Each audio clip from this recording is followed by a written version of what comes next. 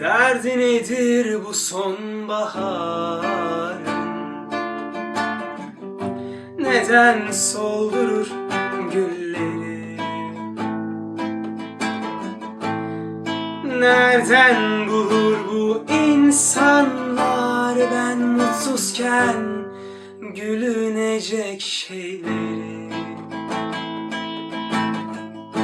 Tuhaflık ben de biliyorum, bir neden arıyorum unutmak için her şeyi.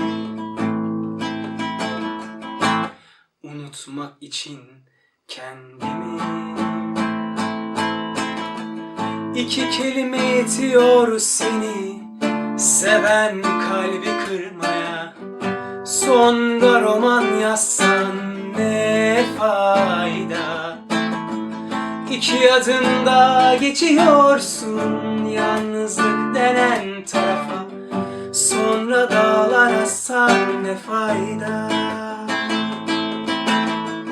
İki kelime yetiyor seni seven kalbi kırmaya. Sonra roman yazsan ne fayda? İki adımda geçiyorsun yalnızlık denen tarafa.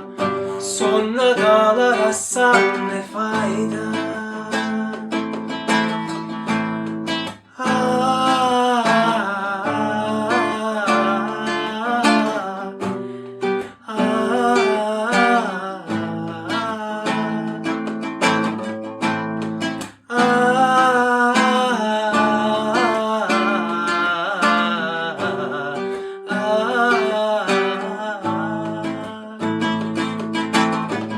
İki kelime yetiyor seni seven kalbi kırmaya.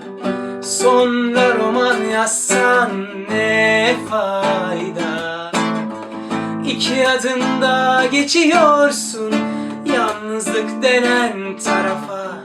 Sonra dağlar assan ne fayda?